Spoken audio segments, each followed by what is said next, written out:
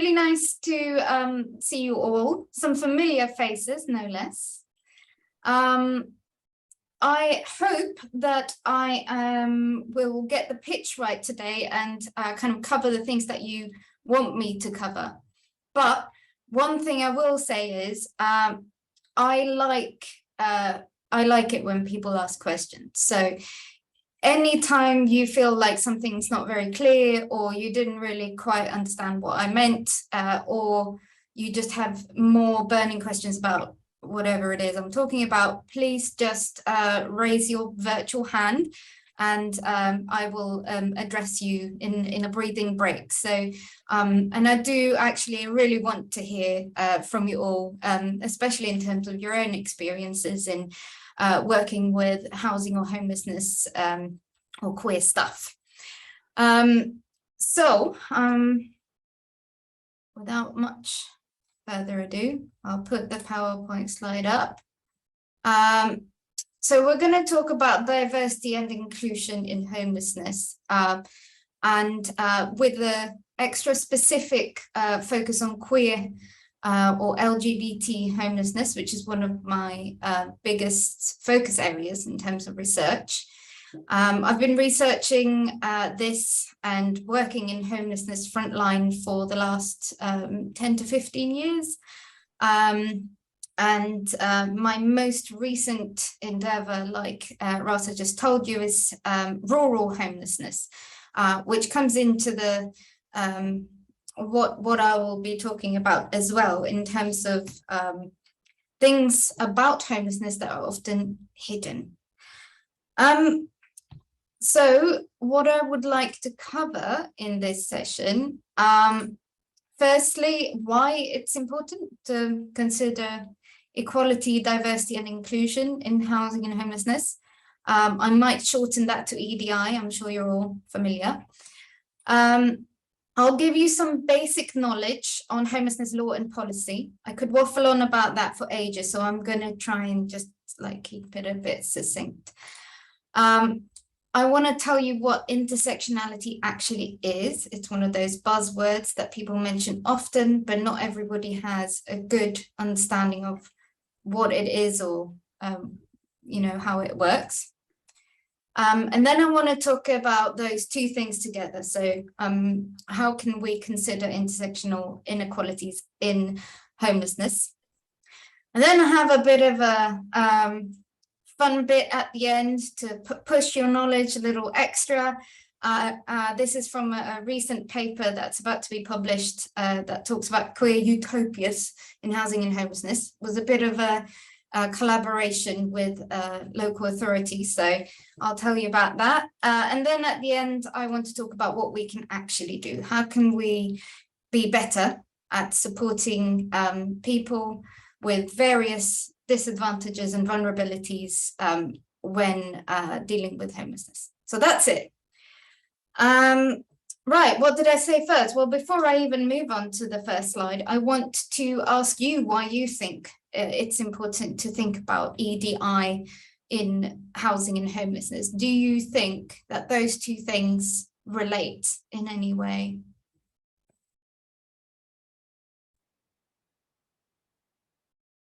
Sarah? Gosh, yes, because EDI is about humanity and rights, and housing, you know, is a fundamental right. So you can't really separate the two. Forgive my ignorance, but when you say queer, what do you mean? I'm sorry, That's not ignorant at all. And it's a really good question, because it's one of those things that in academia we use quite a lot. But often queer is, it's a word with a really long history. And for some people, it means something negative. And for some people, it means something positive. So queer means somebody who identifies as LGBT, so lesbian, gay, bisexual, transgender, or under the umbrella of all of the identities of the rainbow, so appropriated through some gay rights movements from having been a derogatory term.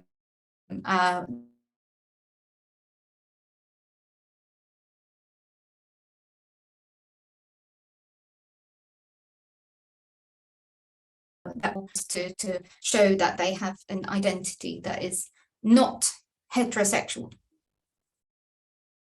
That's great. That's wonderful. I'm now clued up totally. Many, many thanks. Okay, good. And thank you for your answer to the question as well, which was really good. Of course, it's about human rights, and it's about what we feel that all humans should have as a basic right in life, access to secure and safe housing, a place to live where they can be safe. Do we all have equal access to housing? I can see some shakes of the head. No? No. Yeah, go on. I was going to say no, not at all. Sadly, I think we've gone backwards this last few years. And I just think about that young child who died in Rochdale 2 or 3 years ago, that hit the news yesterday after the inquest, who lived in not local authority, but housing association housing, and had complained for how many years, I don't know, about the mold that was growing in the place, the dampness and so on, and they did nothing about it.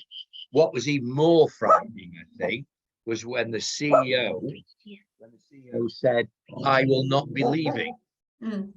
He's actually left now, I gather, because he was sacked. But his idea was it was nothing to do with him. Yeah, you know what? That's actually the perfect example, and I'm glad you brought that up, because it's been in the news this week, and it's a really good example of where housing policy has not worked, where housing policy does not protect people, and it really does demonstrate that access to safe housing is not something that we achieve very well.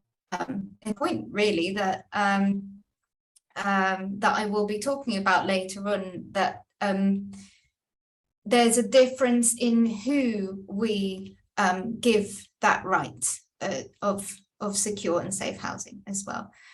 Sarah? It's a new hand up. No? I swear it popped up. It was a new hand. Sorry, I couldn't find my unmute button.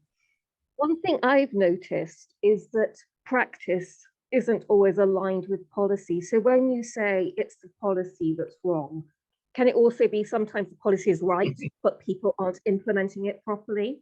Yes, absolutely. And definitely hold on to that thought, because when I reach point number 5 about queer utopias, that is precisely the point that I want to make, is that the policy is there, but it's not always implemented in the correct way. And that's where also practitioners out there can make a difference. So I'll definitely get back to that. Thank you. Okay, so, oh, got some echo suddenly. I wanted to give you a little bit of background into homelessness as a concept and the laws and policies that surround it in this country, in the jurisdiction of England and Wales. So it is notoriously difficult to define what homelessness is in the first place. Does anyone here work with homelessness or have experience of making homelessness applications to the local authority?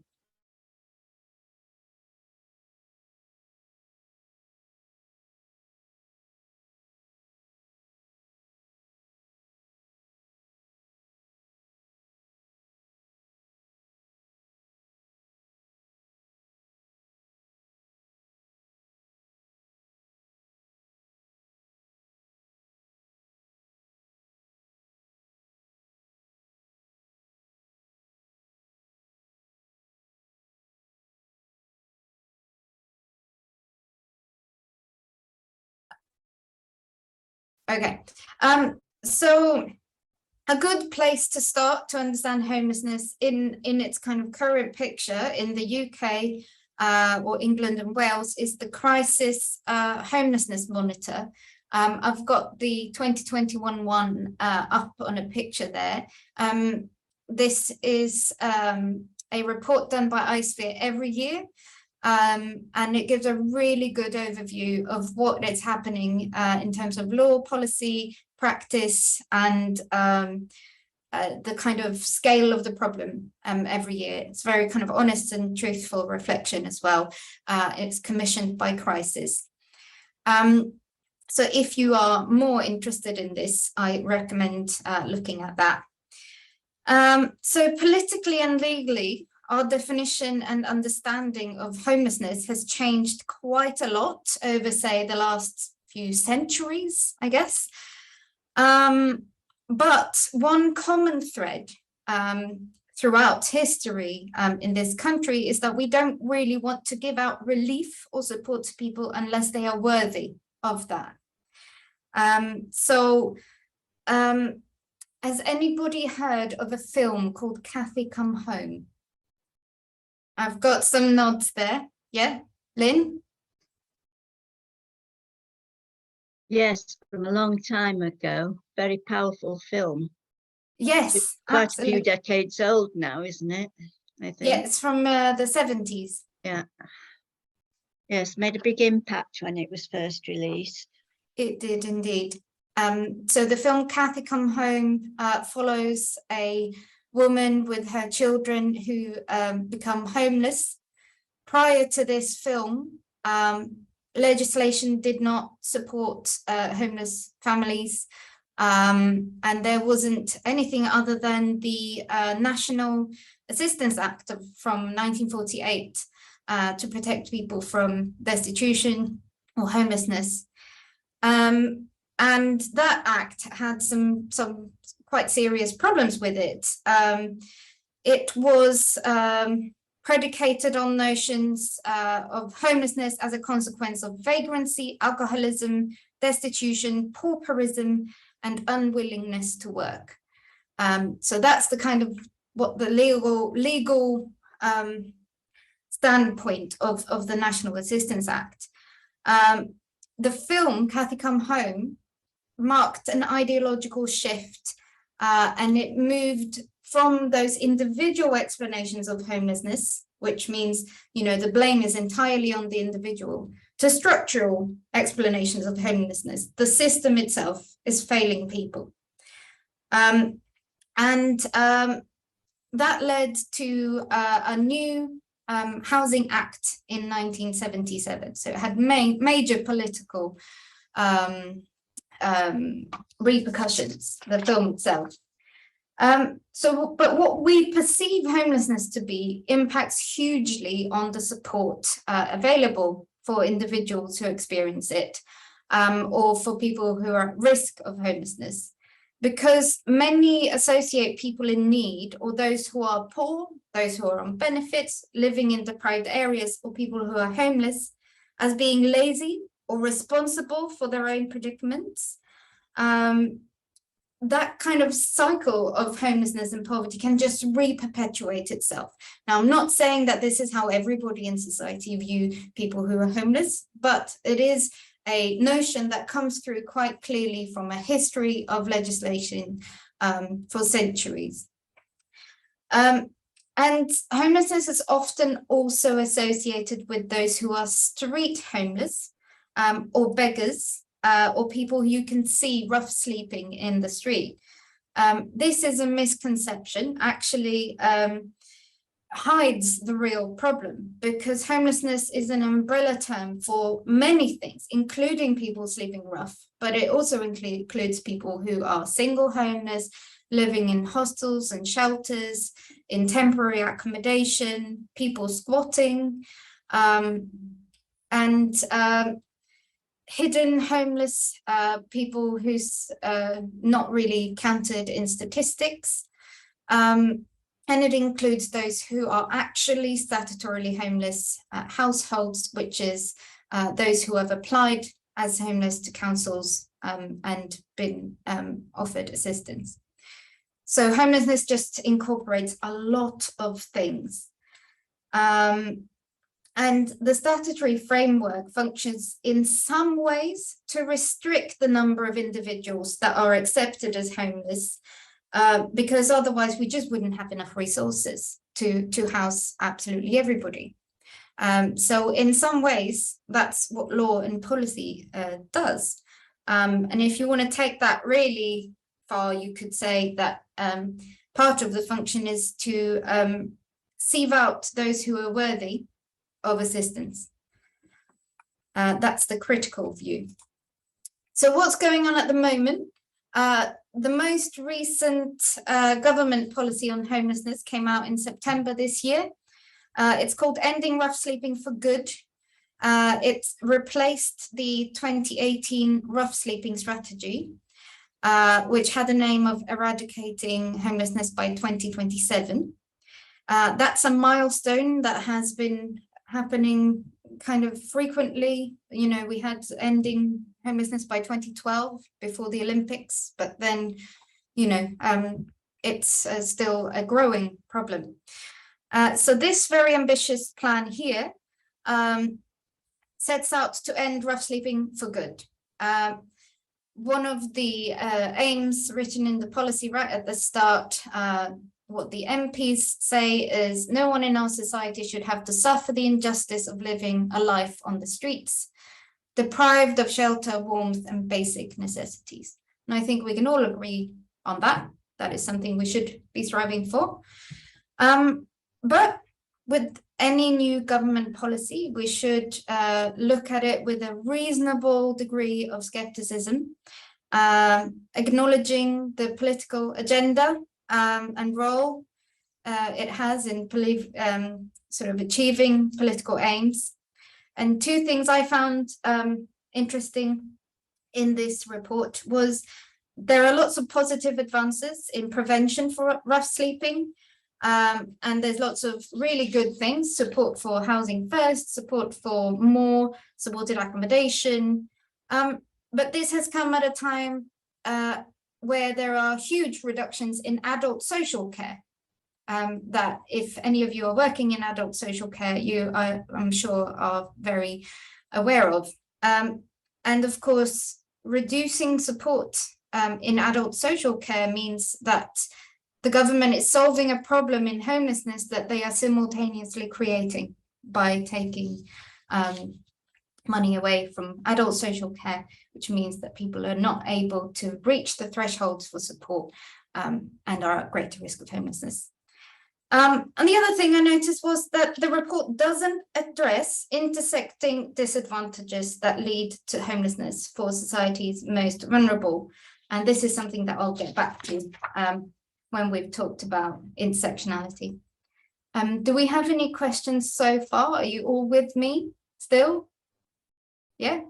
Okay. Good.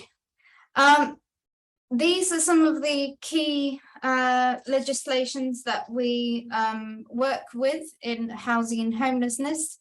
So the Housing Act of 1996, Part 7, sets out the underpinning action to prevent homelessness and provide assistance to people who are threatened or are actually homeless. And this is replaces the 1977 Act that came after that film, Cathy Come Home. There's also the Homelessness Act of 2002, which put emphasis on local authorities developing a homelessness strategy. Then there's the Homelessness Reduction, there's a Localism Act, which also made amendments to the Housing Act. There's the Homelessness Reduction Act of 2017, which also created further amendments and put more duties on local authorities to intervene earlier. So we're now focusing more on prevention. We want to prevent homelessness from happening in the first place. And the Domestic Abuse Act of 2021 also is very important because it means that victims of domestic abuse are considered as vulnerable and in priority need. So I like I said, I could talk about these for ages, but instead I will leave you to ask questions about them if you have any in the Q&A or now. Julie? Yeah, it's just the bottom bit. How would you define reasonable? Because what one person thinks reasonable is another person might not. So it's a very difficult word. Absolutely agree. I'm loving the questions. This is questions clearly from people who understand and know how to critique what is happening. So the term reasonable, it has been debated for a really long time among housing and homelessness law specialists. And you're absolutely right. It's very difficult to measure. And one of the problems is that what they have found in case law is that what's reasonable in one place might not be considered as reasonable in another, because they measure it depending on the local area and what is around you. So for example, when it comes to a house being really moldy and unfit to live in, if all the other houses in that area are considered to be moldy, then they'll say, but it's reasonable compared to what's normal in that area. And for that reason, reasonable is a very, very difficult term in housing law. And probably one of the reasons that things like the little boy who died happen as well. So very well spotted. And yeah, an applicant is considered to be homeless if they do not have accommodation that they have a legal right to occupy, which is accessible and physically available to them and their household, and which it would be reasonable for them to continue to live in. The Homelessness Reduction Act, which of course is the most recent bit of legislation in homelessness, the key ideas is that it allows for proper advice and assessment for those threatened with homelessness from their local authority, effective early referrals for those threatened with homelessness. So that was changed from 25 days to 56 days for when you're considered, effective planning for applicants, and extended duty to prevent homelessness, and widen the definition of threatened with homelessness. And it gave local authority the duty to relieve homelessness. All of this is all well and good. It sounds really good in theory. And there are lots of critics who would say this is a very welcomed addition to homelessness prevention. But some of the criticisms of this act include that the seemingly positive move towards prevention is actually offloading local authority duties into the private sector, which in the current climate is inaccessible to most people on welfare benefits. So I don't know if anybody has tried to find a rented accommodation recently. The prices are extortionate. And housing benefit or universal credit often does not cover the cost of privately rented accommodation. So the Act has been criticised for just reordering the deck chairs. And in terms of what pitfalls there are in homelessness law, to get considered as statutorily homeless and eligible for support and housing, you have to go through quite a lot of hoops. So section 189 of the Housing Act of 1996, which has been extended by various other instruments, sets out who has a priority need when making a homeless application. So whether a person has priority need affects what duties the local authority might owe them. A local authority has a duty to provide interim accommodation where they have a reason to believe that the applicant is homeless, eligible, and in priority need. the main housing duty only arises if the local authority is satisfied that the applicant is homeless, eligible, in priority need, and not homeless intentionally. Some people, some groups are automatically in priority need, and others have to only have a priority need if the local authority determines that they are vulnerable. All of these words equate big challenges to be considered as statutorily homeless. And this is part of what I do research on. People who don't have, majority of people who make homelessness applications are not accepted as eligible, which means, or not accepted as having priority need, which means that the local authorities don't have to provide them with housing. Examples of people who apply as homeless but are not considered as in priority need, or they are seen to be intentionally homeless, which in itself is a bit of a ridiculous term, really, because who would intentionally make themselves homeless in reality? Nobody would actually intentionally make themselves homeless, but it's the kind of term in the legislation that is often used as a way of preventing duty and not giving housing to people. So having said that, of course, local authorities don't actually want people to be left homeless. In fact, local authorities all have strategies to prevent homelessness, and they work really hard to do this. I've worked with many local authority teams who are extremely dedicated and do an amazing job with what resources they have. But then that is precisely the problem. In the current climate, local authorities don't actually have enough resources to provide the services and the housing that they would like to. So that's where the crunch of the matter is. There's lots of really good information available on priority need and homelessness applications on the shelter website. So if you type in priority need from the shelter website, you will get some really good information there. I can ask Rasa to share these slides too, perhaps if you would like the link, which is on the slides. Very quickly, I want to just mention intersectionality and what that is. Just noticed that I've waffled on quite a lot and I have only about 10 minutes. So intersectionality.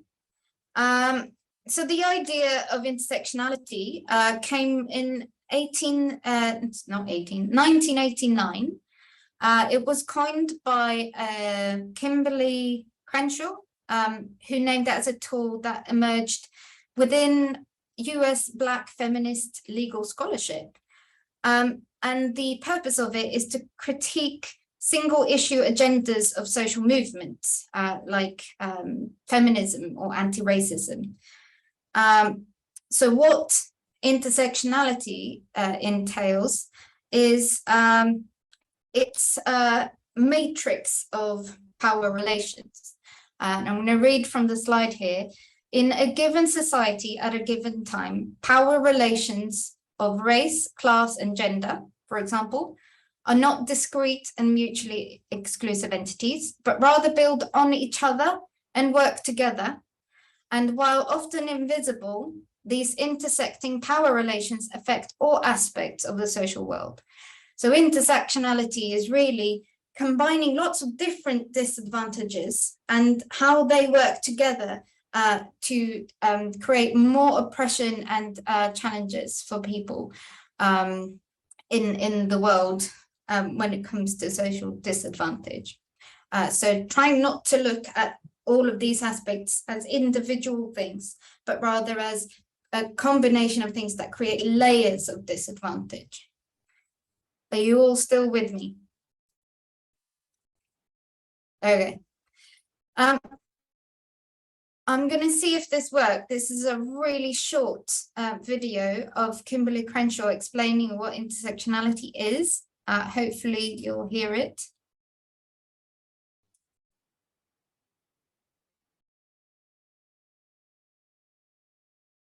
Is there a sound? And no, there isn't. Understanding. Oh, no, there is.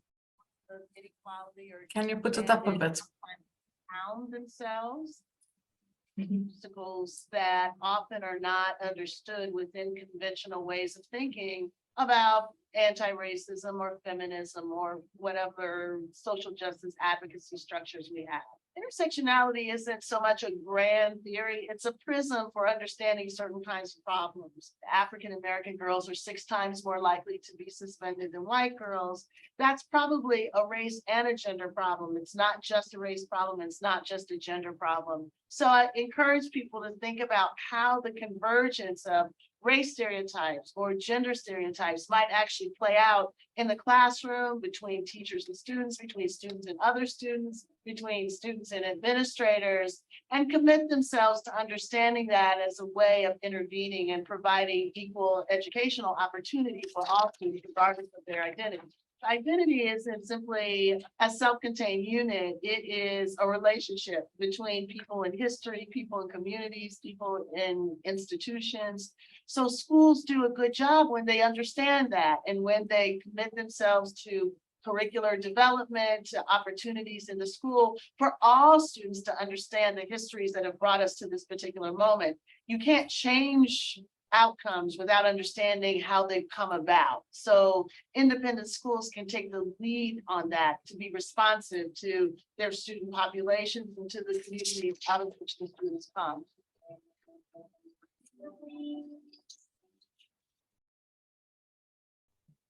Hopefully that was useful to get like a deeper understanding of what intersectionality is.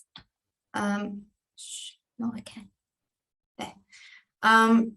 So since we're going on quite complicated terminology, I wanted to introduce one more. Heteronormativity.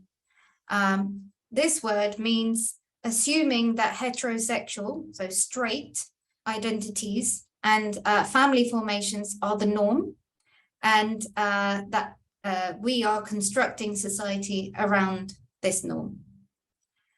So it's assuming that people are heterosexual or straight as a sort of baseline. If you think about how family is often portrayed, you might think of this Jetsons, I think they are up here, or I don't know, Simpsons, but most stereotypical images of a family will be of a man and a woman, some kids, maybe a dog, a Volvo, I don't know. So it's a stereotype for what a family is. Some fall into that stereotype in their family formations, and many people do not. Many people have single households. Many people have a household where there are 2 men or 2 women, or where there is 1 parent and a child, and so on and so forth. And why am I mentioning this? And why have I put a picture of Gentleman Jack? Well, I'm wanting to make the point that as a society, we're just not super familiar with so-called other formations of households, of houses, of ways of living. And although this is, it's not new that there are people in same-sex households, as demonstrated by Gentleman Jack here, we are just not always, it's just not always been socially acceptable. And even in legislation and policy, this kind of comes out. And that was the aim of, I'm going to skip a couple, that was the aim of the paper I mentioned earlier, which is called Queer Utopias in Housing and Homelessness, was to demonstrate that actually even the way that law is made is heteronormative. I want to make a quick note on inequalities in homelessness. People with protected characteristics, LGBTQ identities, people from BAME backgrounds, people with disabilities, including mental health, different ages, and people from different class backgrounds are often discriminated against in the housing system. And exactly like you highlighted at the very start of this talk, you knew this already. It's not something that is hidden. We know that there are people who are discriminated against in housing, and not everybody has equal access to housing. People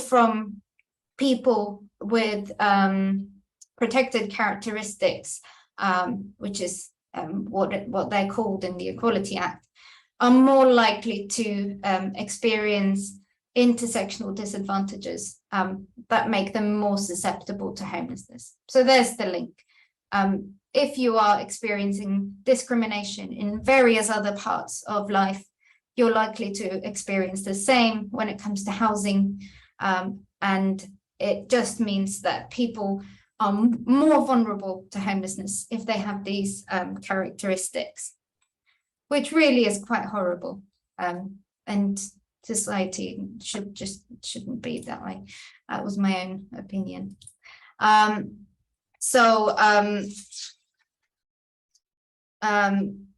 Why should we care about intersectionality in relation to homelessness? Well, homelessness is often the result of various forms of social disadvantage. You've already learnt that homelessness is always or often debated about in regards to whether somebody is deserving or undeserving of welfare, for example, or it's the result of being an individual problem or sometimes a structural failing. And when we talk about individual problems, we often talk about things that people haven't worked hard enough, or they've got personal issues, and they should be managing those, such as substance misuse. But these have nothing to do with what a person does. These characteristics are just a part of people, and you can't change them. And you cannot put blame on people for having these characteristics. Yet we have quite extreme disadvantages in the housing system because of personal characteristics. Okay, just rounding up, I can explain these figures if you want in questions, but just to round up, my point that I really wanted to make to you about queer utopias, which is just lots of fancy words for saying that we would like to imagine a dream world where people who are LGBT or people from any of these backgrounds are treated completely fairly in the system.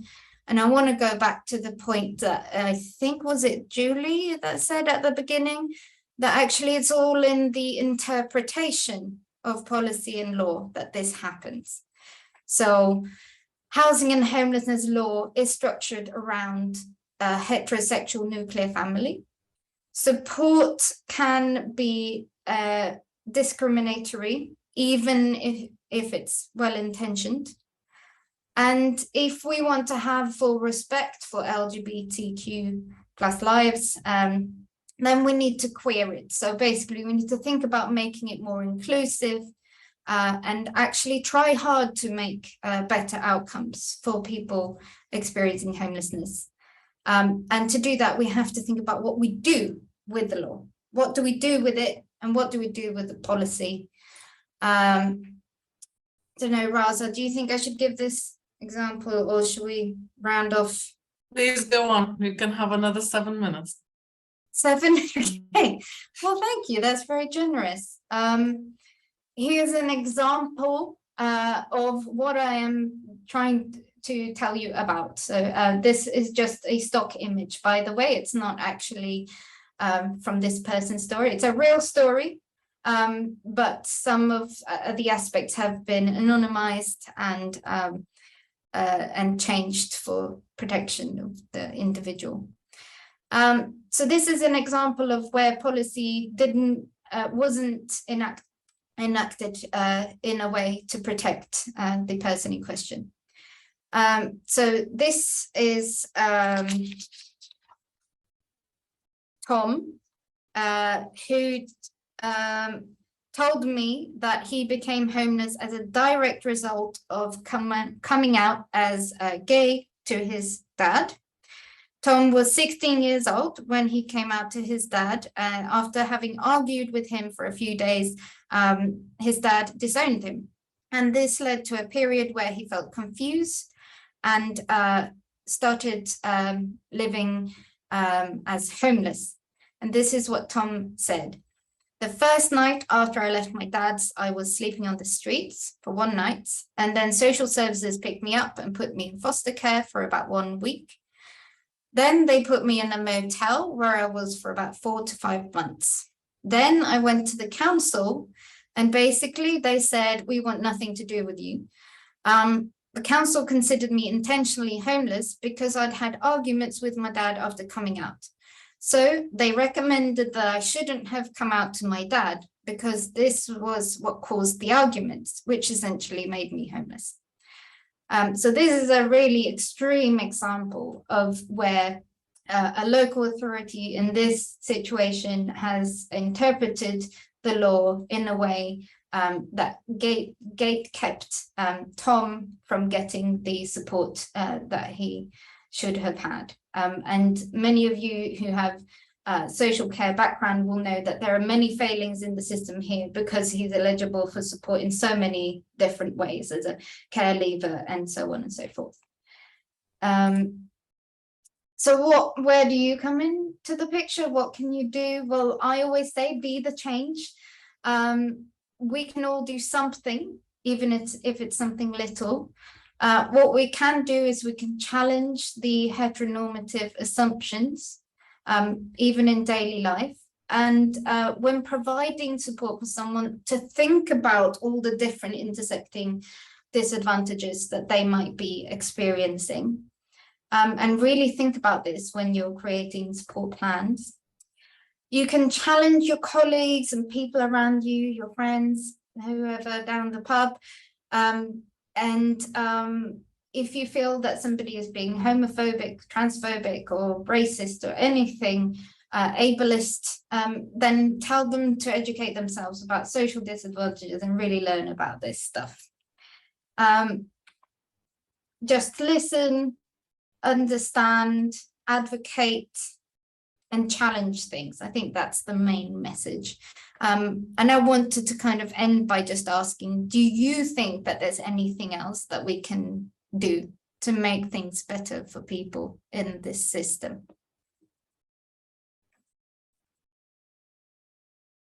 Julie? It's just the worry that I have is a lot of people, local authorities and councils quite often don't know people exist. So I'm thinking about my own son with disabilities.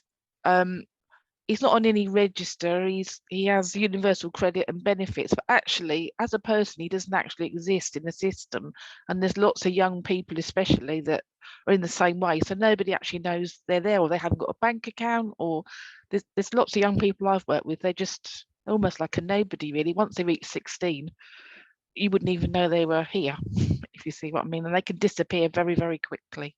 So that's a concern. I don't know how you would change it, but yeah, it's a worry. I agree with you.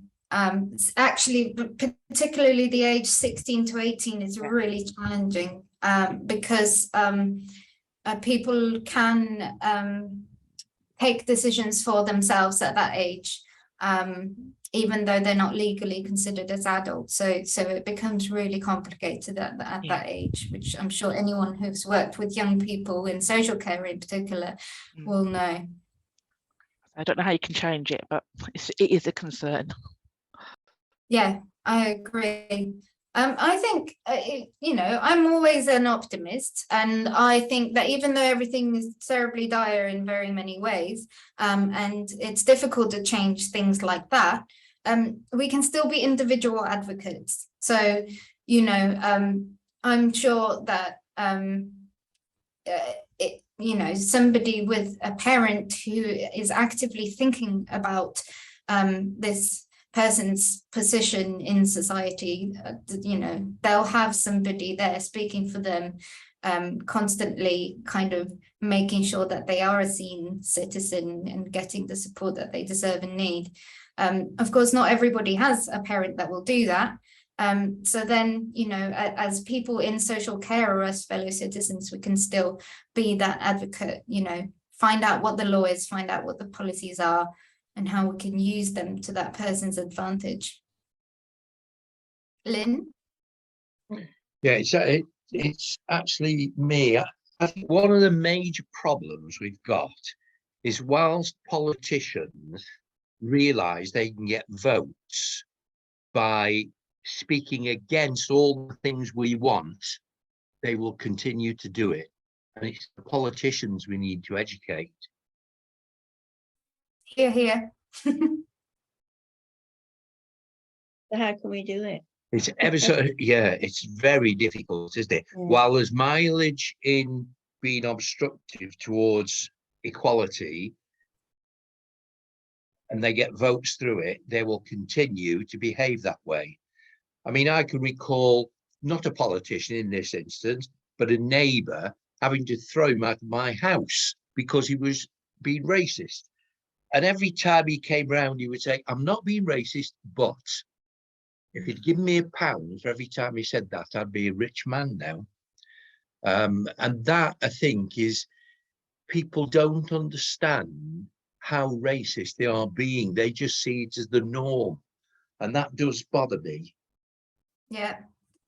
And I think that is a big problem, is that we create sort of dominant discourses where or we create norms and people don't question them. So I think I know it sounds a little bit like a fantasy that you can just question things and it'll make things better, but I think even the little parts where you question something make a difference.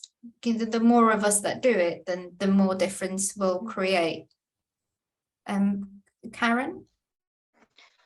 Yeah, hi. I think what I would say is the thing that usually ends up making a real difference is when we have case law put in place for certain examples that happen, and quite soon it very soon puts a stop to anyone who is in a very similar situation.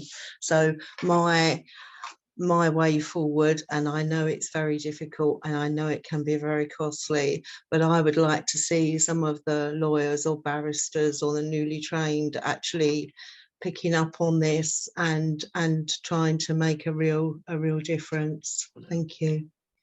Absolutely. And again, you know, this is about educating and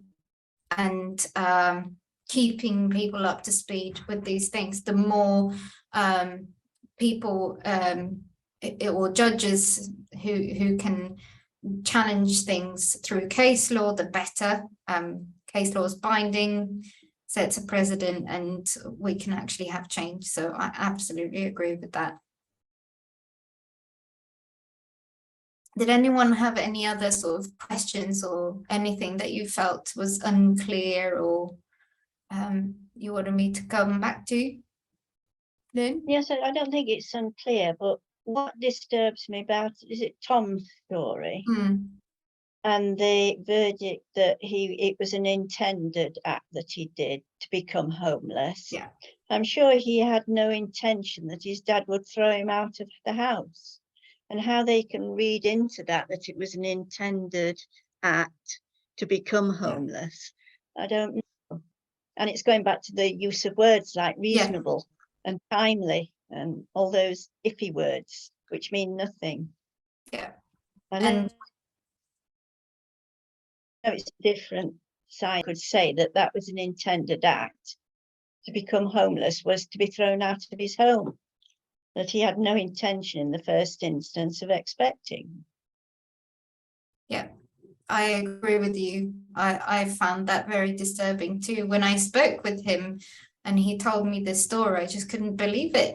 And you know, it isn't, I'm pretty sure if it went through a law case, it wouldn't have seen as a lawful way of interpreting intention. But the problem is that a lot of these cases, you know, aren't cases. They're individuals making a claim without an advocate and without anybody there to help them interpret what the law actually means and what their rights are. So if anybody had been with him, they would have been able to say, well, that's ridiculous. That of course it's not, doesn't make you intentionally homeless because you chose to come out as gay. That's ridiculous. But he, as an 18-year-old at the time man, didn't have the ability to challenge that. Question from Lily? Oh no, I was just going to follow what Lynn said. It's quite an unhelpful phrase for so many groups. I was thinking, I think you mentioned people who are experiencing domestic abuse as well. If they were then going to be told, well, you could have stayed in your house, that's not going to end well for anybody. And yeah, I put in the chats of most of my experience with homelessness is supporting people who are seeking asylum here, and they only have 28 days after they get their status to find somewhere to live, get a national insurance number, get their universal credit, find a deposit, find a house, be accepted by private landlords who are often not going to accept people with no career history here, no accommodation history, no references. It's impossible. And then they go to the council and they say, you need to present as homeless on the day, come and sit with your belongings in the council office. And these are people who've been accepted as victims of persecution, torture, etc. So yeah, it's one of the worst parts of the job, to be honest, when people get that. So yes, and then many other people are just living with friends, as you say, kind of hidden homeless. So yeah, and to not have a kind of trauma-informed approach to any of that is quite disappointing. Yeah, absolutely. I think that the hidden aspect is something that I'm actually looking at going forward with research. And at the moment, I'm researching rural homelessness, which is also quite hidden. In Kent, in fact, it's a big problem because people who are in the countryside, countryside is perceived as being a place where homelessness isn't really a problem, but it really is. But they're hidden parts of homelessness. But yeah, I think from your questions and from your comments, I feel like you've absolutely grasped the really important bits that I wanted to convey to you. So thank you very much for giving me the time and space to talk about the things that I care about the most. And I hope it's been useful. On the slides, there are a bunch of more links and references and things like that you can look at later. Hopefully you can have these circulated or something like that. But if you have any other questions, just feel free to email me. Thank you very much, Carin. I'm sure plenty of people feel they would like more time with you.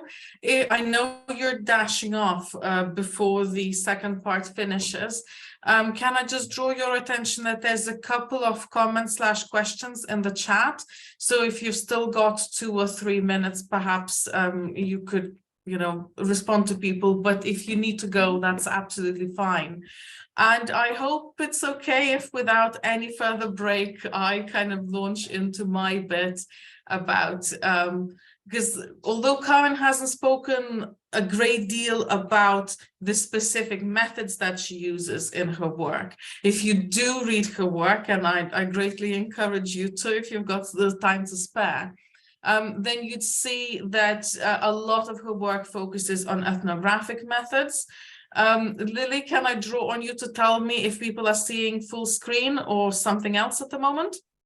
Perfect, Rasa. Thank you. Thank you.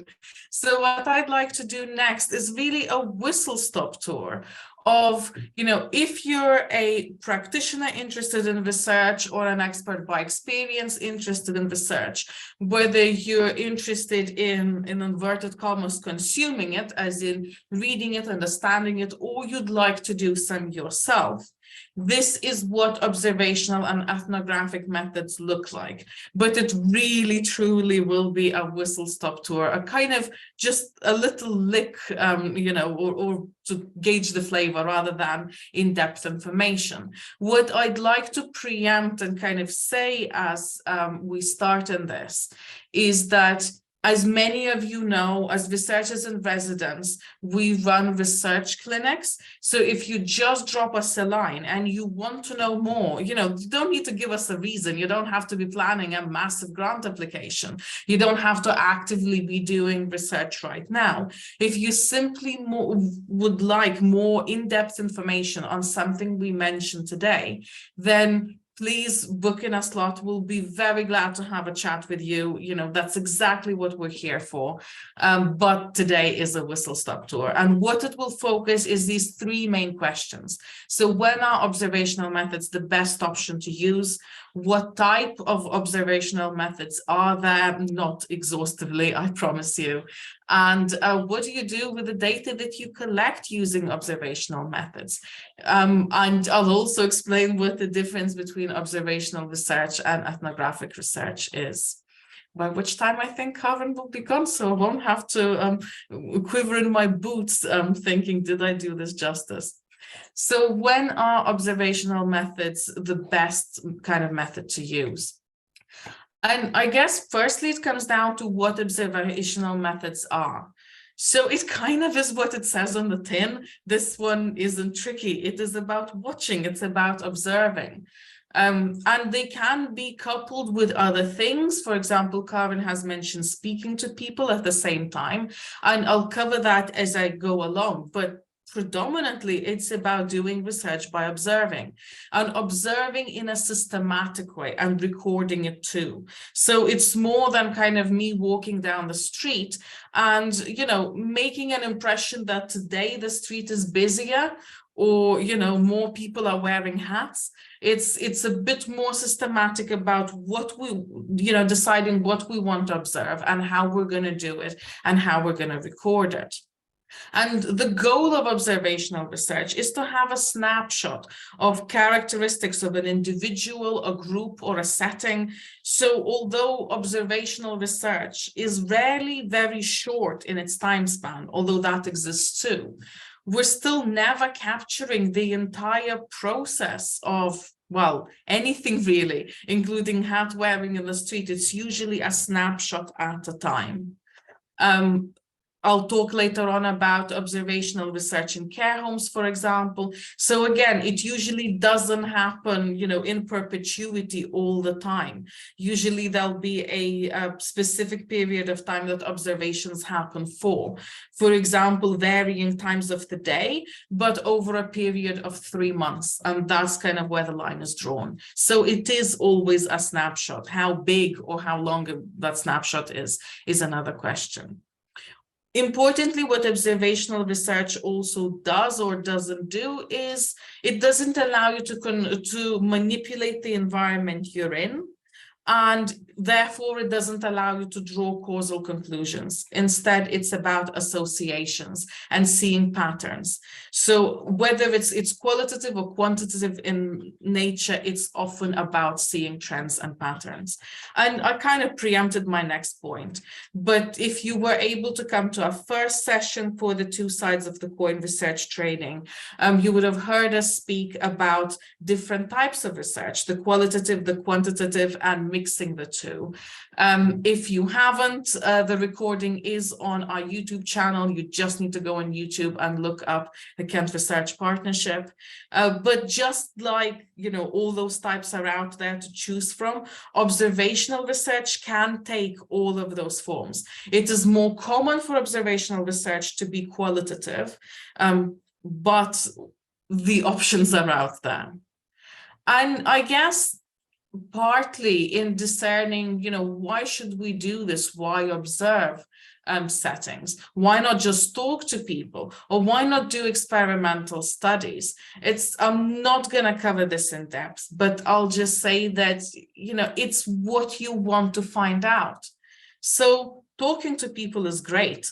And interview-based, the focus-based group research is kind of bread and butter of qualitative research out there. But what people say they do is different from what they do. And it's not necessarily about kind of overt deception of wanting to represent yourself in a better light. It's the fact that sometimes we're not aware of our actions or not aware of some processes, because we can't in the moment be the doers and the observers at the same time.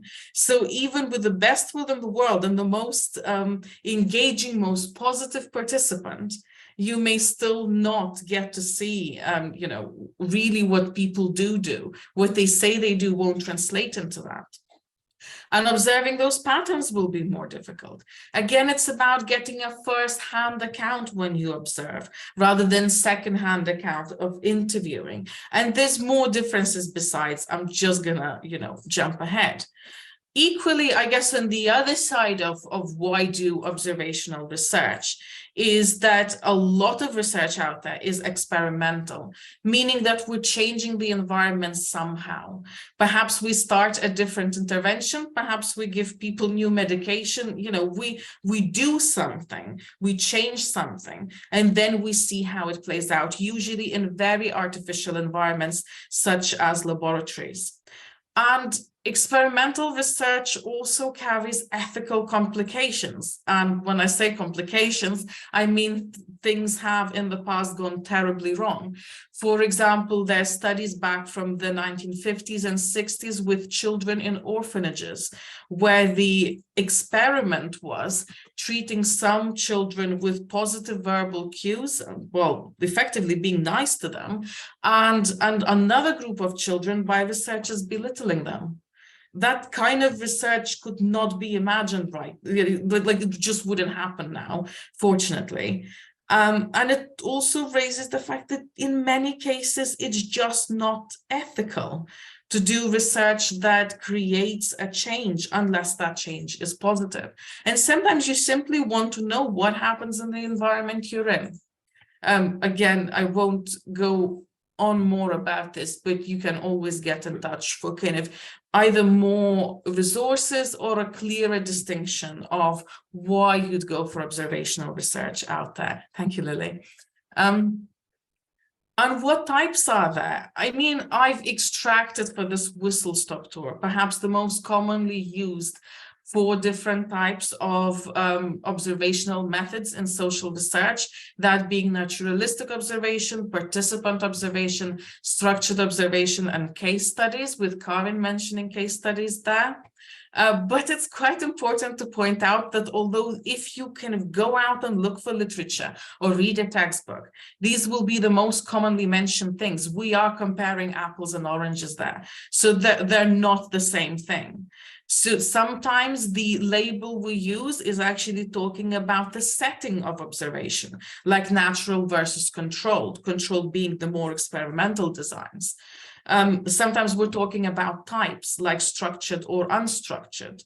Sometimes we're talking about styles of doing observational research, like participatory or non-participatory.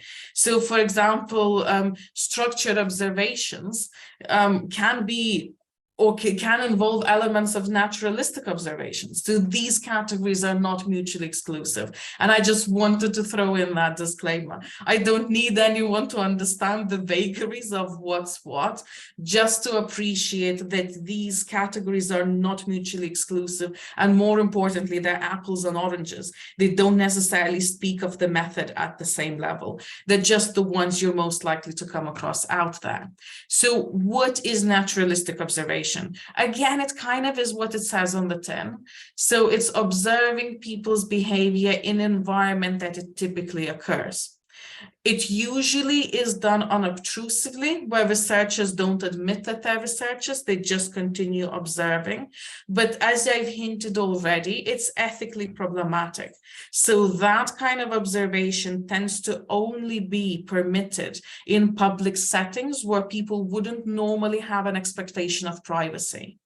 So what undisguised naturalistic observation is possible. So you can admit to people that you are observing them. You know, you can wear a big sign on your t-shirt, if you will, but this will affect how people respond and just how natural their behaviors are.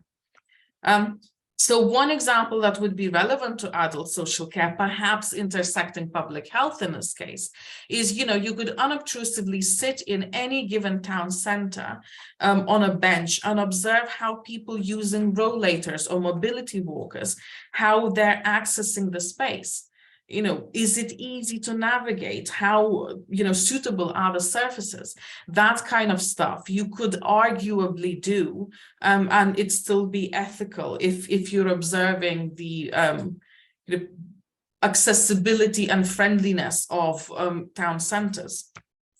And that kind of naturalistic research does happen, for example, in long-term care communities, where, you know, researchers observe how care is delivered, how people experience care, and so on. So I've just put in one example there, but I'm going on a whistle-stop tour, so I best speed up. There's also a thing called participant observation, which isn't completely exclusive in terms of its types from natural observation, but the difference from naturalistic observation is that researchers engage in some way as participants in that particular setting. Sorry, I'm just skipping ahead so you can see everything up there. And the reason behind that sometimes is that you can not be a participant. You can't be a fly on the wall. That just does not happen with people. But another reason is that there might be some things that you can only understand, you can only research if you are part of it. So it's perfectly common, for example, for researchers to enter care settings, as I have done in my research in the past, and become part of that setting. So for example, if you're doing it in a care home, to simultaneously act as a care worker and as a researcher.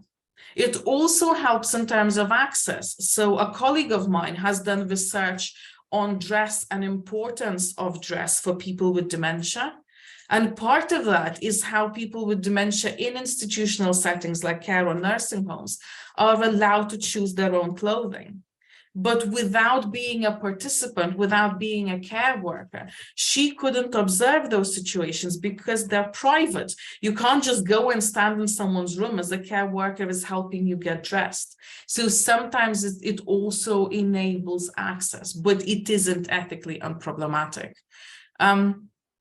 And I guess one such problematic example would be Rosenhan's study in the early 70s, where he and his pseudo patients, so pretend patients, were admitted to psychiatric hospitals on the pretense that they're patients to observe what psychiatric treatment was like. On one hand, really crucial to capture what the realities of psychiatric treatment in the 70s were. On the other hand, you know, unethical in a sense that no one knew their status as researchers.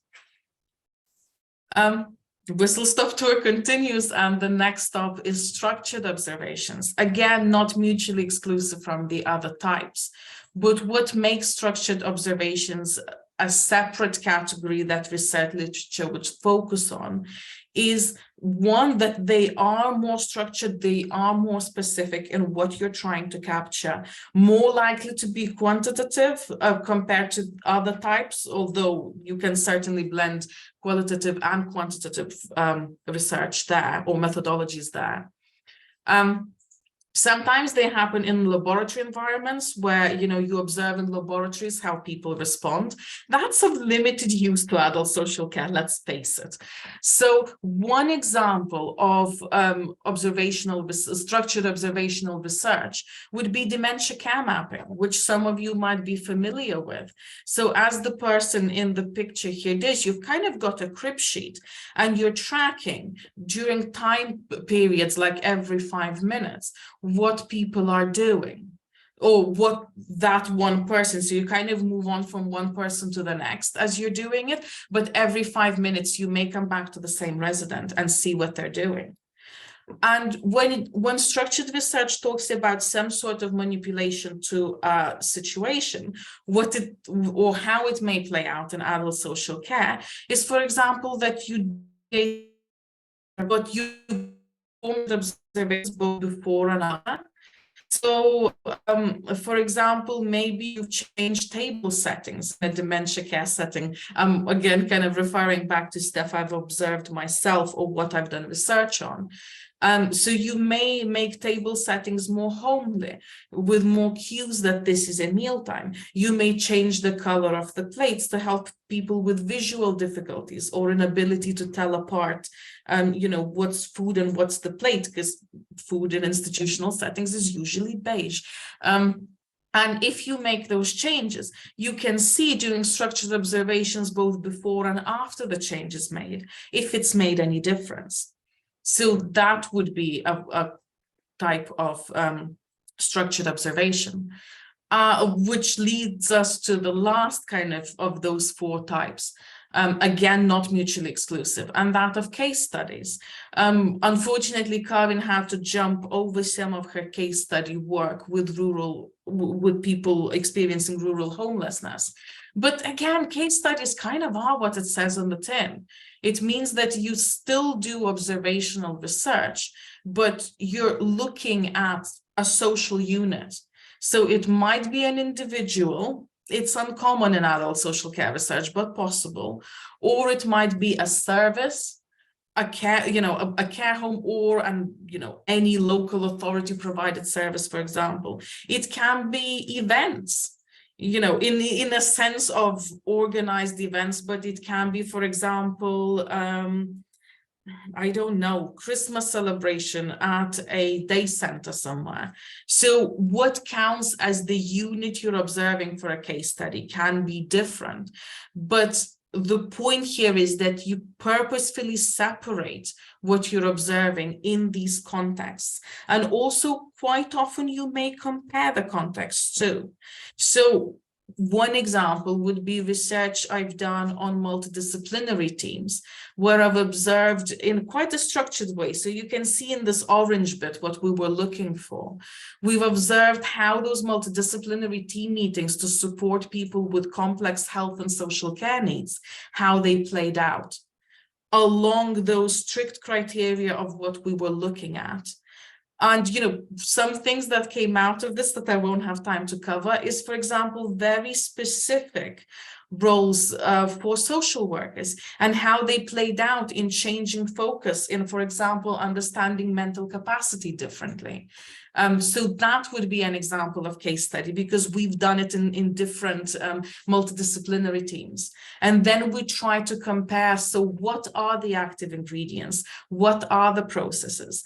And sometimes it's purely through comparing case studies, understanding what is specific to context and what is quite universal, that helps you do that. And this is where case studies can come really handy.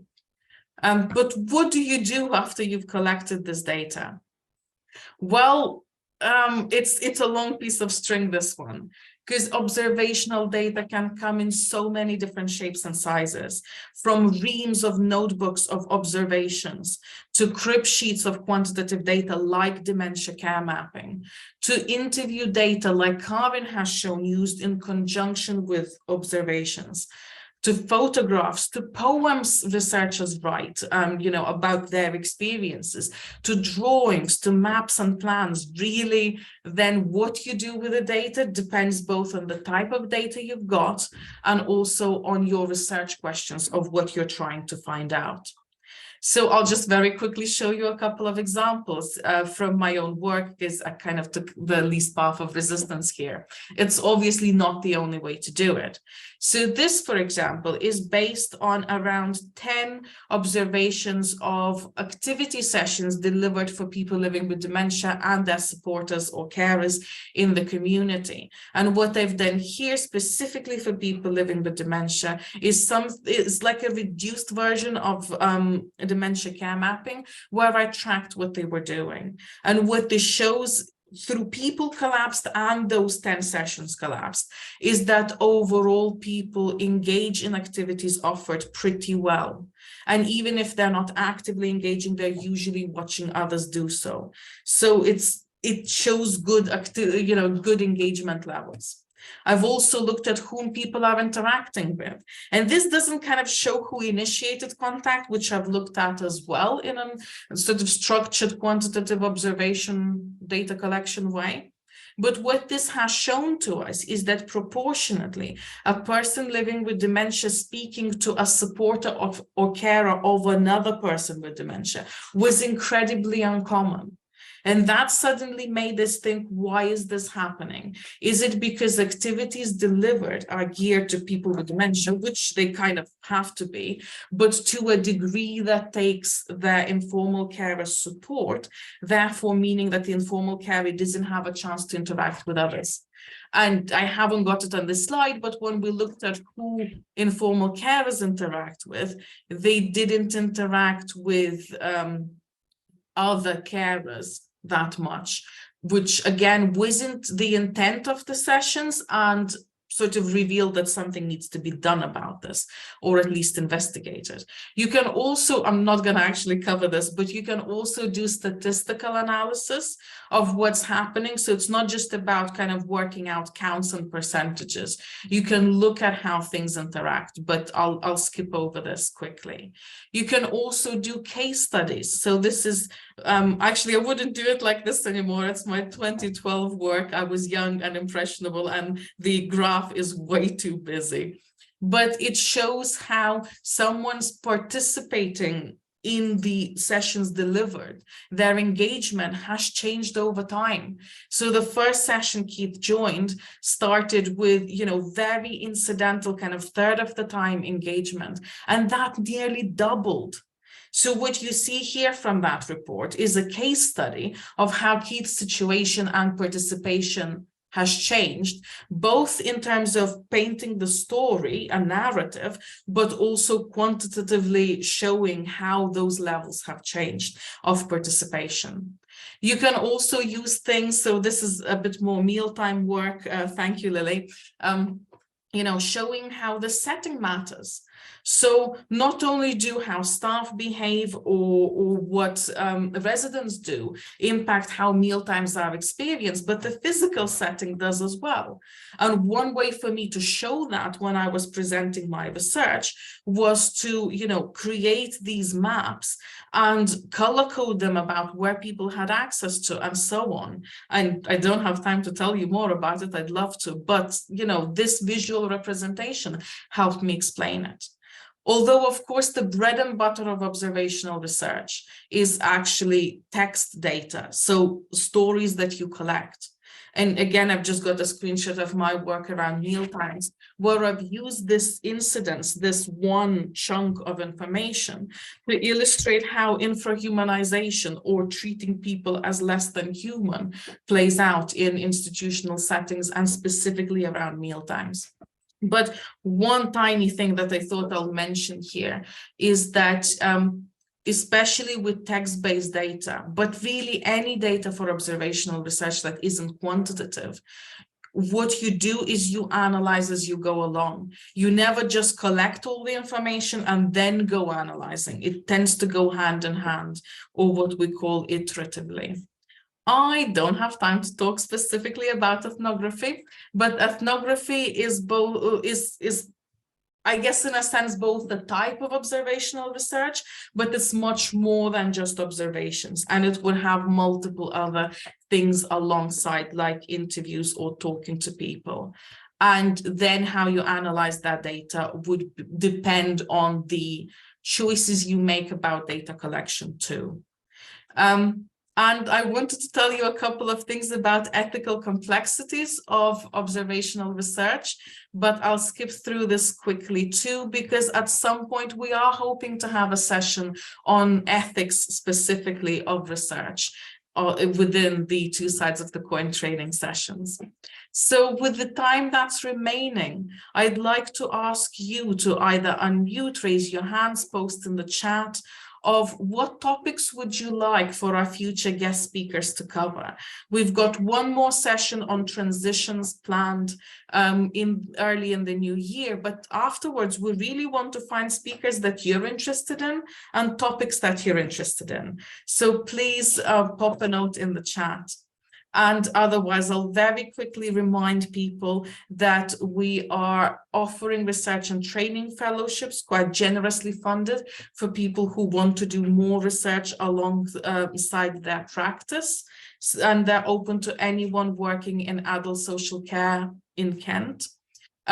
We have our communities of practice that I know many of you are members of, and these are the upcoming meetings for the two communities of practice. And we also run a research advice clinic, as I mentioned already, where you can definitely come back to find out more about anything that I've covered. But I'll stop the recording and come back to Zoom, thanking you very much for your time and your attention.